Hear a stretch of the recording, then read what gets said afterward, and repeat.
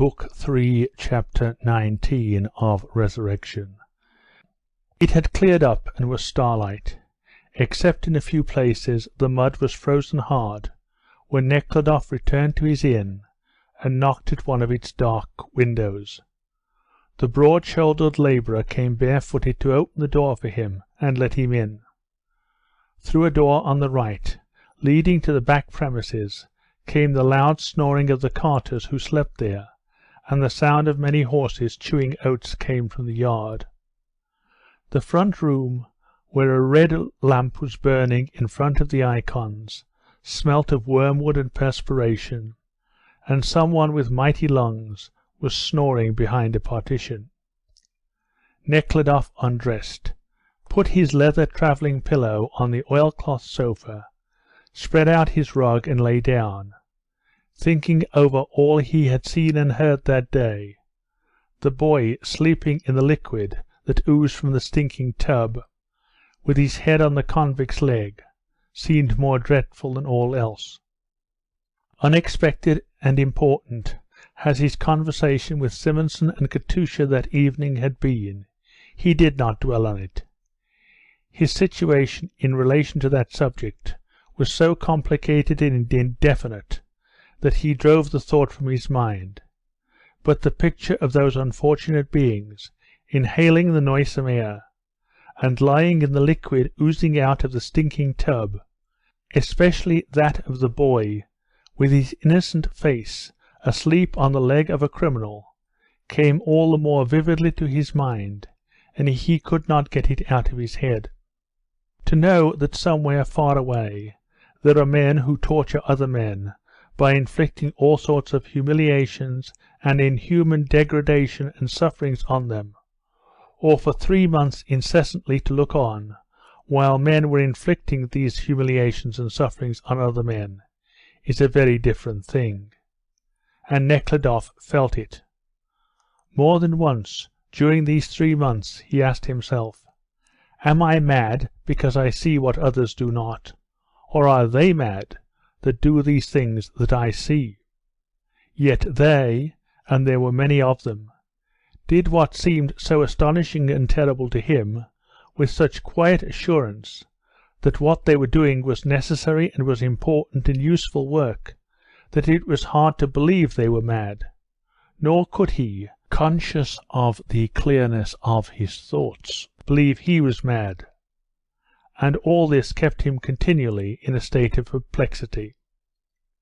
This is how the things he saw during these 3 months impressed Nekhludoff.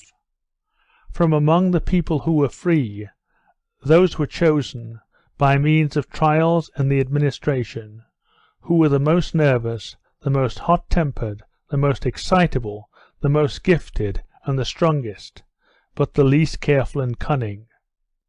These people, not a whit more dangerous than many of those who remained free, were first locked in prisons, transported to Siberia, where they were provided for and kept months and years in perfect idleness and away from nature, their families, and useful work, that is, away from the conditions necessary for a natural and moral life. This firstly. Secondly, these people were subjected to all sorts of unnecessary indignity in these different places, chains, shaved heads, shameful clothing, that is, they were deprived of the chief motives that induce the weak to live good lives, the regard for public opinion, the sense of shame, and the consciousness of human dignity.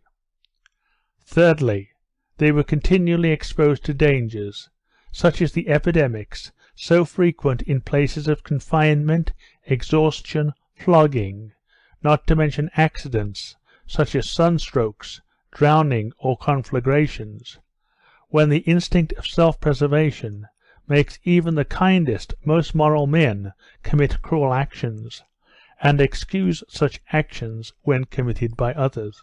Fourthly, these people were forced to associate with others who were particularly depraved by life, and especially by these very institutions, rakes, murderers, and villains, who act on those who are not yet corrupted by the measures inflicted on them as leaven acts on dough. And fifthly, the fact that all sorts of violence, cruelty, inhumanity are not only tolerated, but even permitted by the government, when it suits its purposes, was impressed on them most forcibly by the inhuman treatment they were subjected to, by the sufferings inflicted on children, women, and old men, by floggings with rods and whips, by rewards offered for bringing a fugitive back, dead or alive, by the separation of husbands and wives, and the uniting them with the wives and husbands of others for sexual intercourse, by shooting or hanging them. To those who were deprived of their freedom, who were in want and misery, acts of violence were evidently still more permissible. All these institutions seemed purposely invented for the production of depravity and vice, condensed to such a degree that no other conditions could produce it, and for the spreading of this condensed depravity and vice broadcast among the whole population. Just as if a problem had been set to find the best, the surest means of depraving the greatest number of persons, thought Nekhludoff, while investigating the deeds that were being done in the prisons and halting stations. Every year hundreds of thousands were brought to the highest pitch of depravity, and when completely depraved they were set free to carry the depravity they had caught in prison among the people. In the prisons of Tamen, Ekaterinburg, Tomsk, and at the halting stations, Nekhludoff saw how successfully the object society seemed to have set itself was attained. Ordinary simple men, with their conception of the demands of the social and Christian Russian peasant morality, lost this conception and found a new one, founded chiefly on the idea that any outrage or violence was justifiable if it seemed profitable. After living in a prison, those people became conscious with the whole of their being that, judging by what was happening to themselves, all the moral laws, the respect and the sympathy for others, which Church and the moral teachers preach, was really set aside, and that, therefore, they too need not keep the laws. Nekhludoff noticed the effects of prison life on all the convicts he knew, on Fedorov, on Makar, and even on Taras, who, after 2 months among the convicts, struck Nekhludoff by the want of morality in his arguments. Nekhludoff found out during his journey how tramps, escaping into the marshes, persuade a comrade to escape with them, and then kill him and feed on his flesh.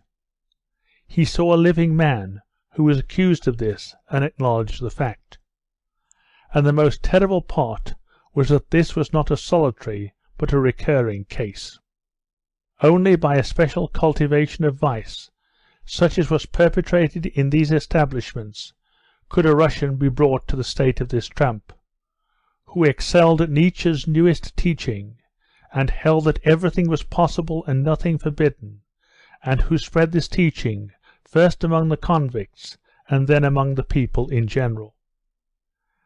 The only explanation of all that was being done was the wish to put a stop to crime by fear, by correction, by lawful vengeance, as it was written in the books. But in reality nothing in the least resembling any of these results came to pass. Instead of vice being put a stop to, it only spread further. Instead of being frightened, the criminals were encouraged. Many a tramp returned to prison of his own free will. Instead of being corrected, every kind of vice was systematically instilled, while the desire for vengeance did not weaken by the measures of the government, but was bred in the people who had none of it. Then why is it done, Nekhludoff asked himself, but could find no answer. And what seemed most surprising was that all this was not being done accidentally, not by mistake, not once, but that he had continued for centuries, with this difference only, that at first the people's nostrils used to be torn and their ears cut off, then they were branded, and now they were manacled and transported by steam instead of on the old carts.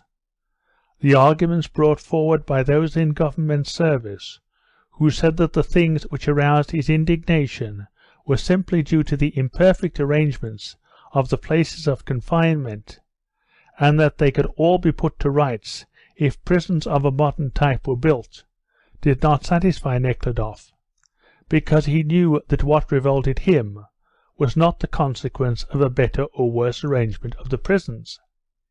He had read of model prisons with electric bells, of executions by electricity recommended by Tard, but this refined kind of violence revolted him even more. But what revolted Nekhludoff most was that there were men in the law courts and in the ministry who received large salaries, taken from the people, for referring to books written by men like themselves and with like motives, and sorting actions that violated laws made by themselves according to different statutes, and in obedience to these statutes sending those guilty of such actions to places where they were completely at the mercy of cruel, hardened inspectors, jailers, convoy soldiers, where millions of them perished body and soul.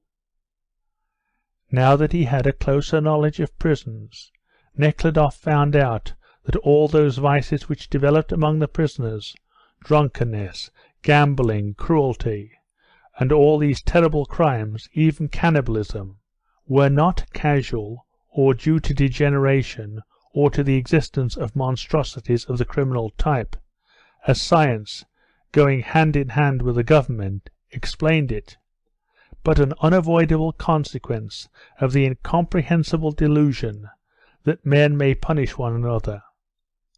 Nekhludoff saw that cannibalism did not commence in the marshes but in the ministry.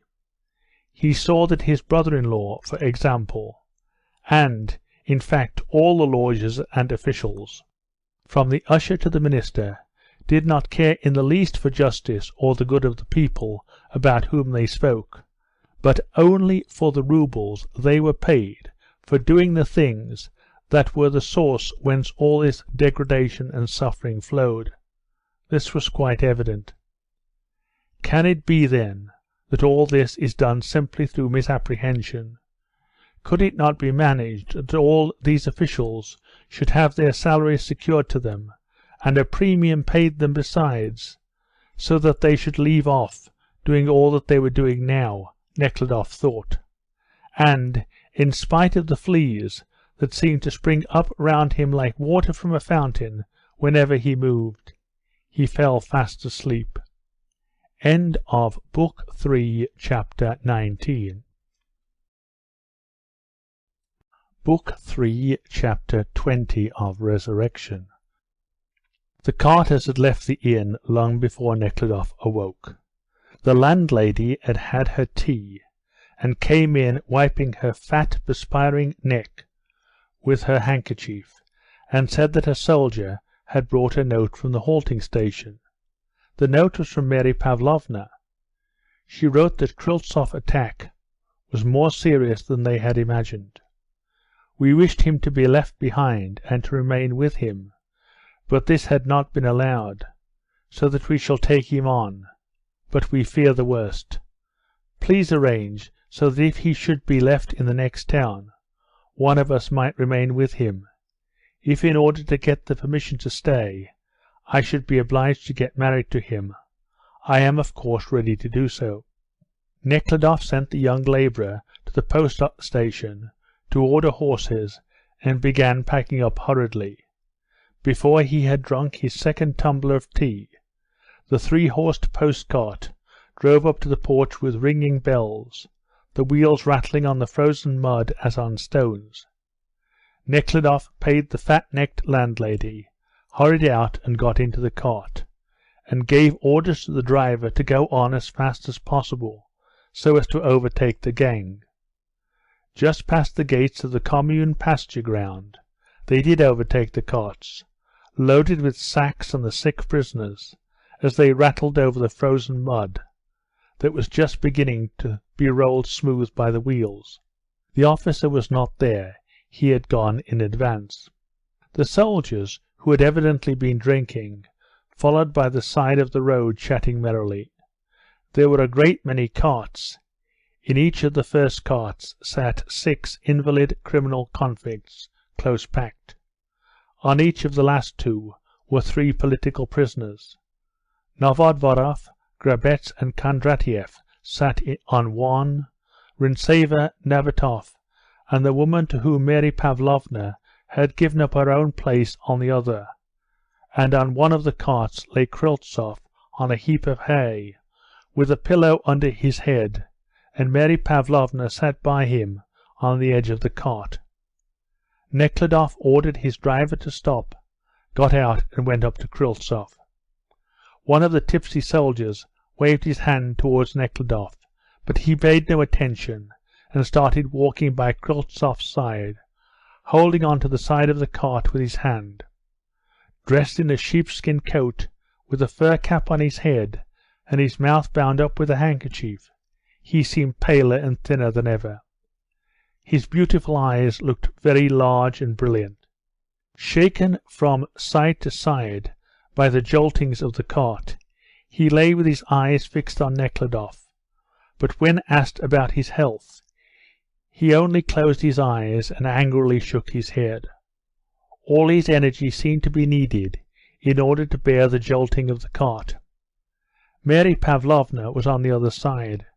She exchanged a significant glance with Nekhludoff, which expressed all her anxiety about Kryltsov's state, and then began to talk at once in a cheerful manner. "It seems the officer is ashamed of himself," she shouted, so as to be heard above the rattle of the wheels. "Busovkin's manacles have been removed, and he is carrying his little girl himself. Katusha and Simonson are with him, and Vera too. She has taken my place." Kryltsov said something that could not be heard because of the noise, and frowning in the effort to repress his cough, shook his head. Then Nekhludoff stooped towards him so as to hear, and Kryltsov, freeing his mouth of the handkerchief, whispered, "Much better now, only not to catch cold." Nekhludoff nodded in acquiescence, and again exchanged a glance with Mary Pavlovna. "How about the problem of the 3 bodies?" whispered Kryltsov, smiling with great difficulty. "The solution is difficult." Nekhludoff did not understand, but Mary Pavlovna explained that he meant the well-known mathematical problem which defined the position of the sun, moon and earth, which Kryltsov compared to the relations between Nekhludoff, Katusha and Simonson. Kryltsov nodded to show that Mary Pavlovna had explained his joke correctly. "The decision does not lie with me," Nekhludoff said. "Did you get my note? Will you do it?" Mary Pavlovna asked. "Certainly," answered Nekhludoff, and noticing a look of displeasure on Kryltsov's face, he returned to his conveyance, and holding with both hands to the sides of the cart, got in, which jolted with him over the ruts of the rough road. He passed the gang which, with its grey cloaks and sheepskin coats, chains and manacles, stretched over 3/4 of a mile of the road. On the opposite side of the road Nekhludoff noticed Katusha's blue shawl, Vera Doukova's black coat, and Simonson's crochet cap, white worsted stockings, with bands, like those of sandals, tied round him. Simonson was walking with a woman and carrying on a heated discussion. When they saw Nekhludoff they bowed to him, and Simonson raised his hat in a solemn manner. Nekhludoff, having nothing to say, did not stop, and was soon ahead of the carts. Having got again on to a smoother part of the road, they drove still more quickly, but they had continually to turn aside to let pass long rows of carts that were moving along the road in both directions. The road, which was cut up by deep ruts, lay through a thick pine forest, mingled with birch trees and larches, bright with yellow leaves they had not yet shed. By the time Nekhludoff had passed about half the gang, he reached the end of the forest. Fields now lay stretched along both sides of the road, and the crosses and cupolas of a monastery appeared in the distance. The clouds had dispersed, and it had cleared up completely. The leaves, the frozen puddles, and the gilt crosses and cupolas of the monastery glittered brightly in the sun that had risen above the forest.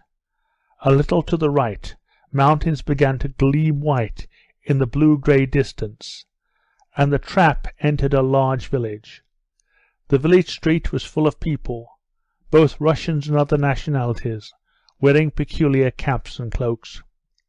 Tipsy men and women crowded and chattered round booths, traktirs, public houses, and carts. The vicinity of a town was noticeable. Giving a pull and a lash of the whip to the horse on his right, the driver sat down sideways on the right edge of the seat, so that the reins hung over that side, and with evident desire of showing off, he drove quickly down to the river, which had to be crossed by a ferry. The raft was coming towards them, and had reached the middle of the river. About 20 carts were waiting to cross. Nekhludoff had not long to wait. The raft, which had been pulled far up the stream, quickly approached the landing, carried by the swift waters. The tall, silent, broad-shouldered, muscular ferryman, dressed in sheepskins, threw the ropes and moored the raft with practised hand, landed the carts that were on it, and put those that were waiting on the bank on board. The whole raft was filled with vehicles and horses shuffling at the sight of the water. The broad, swift river splashed against the sides of the ferryboats, tightening their moorings. When the raft was full, and Nekhludoff's cart, with the horses taken out of it, stood closely surrounded by other carts on the side of the raft, the ferryman barred the entrance, and paying no heed to the prayers of those who had not found room in the raft, unfastened the ropes and set off. All was quiet on the raft. One could hear nothing but the tramp of the ferryman's boots and the horses changing from foot to foot. End of Book 3, Chapter 20.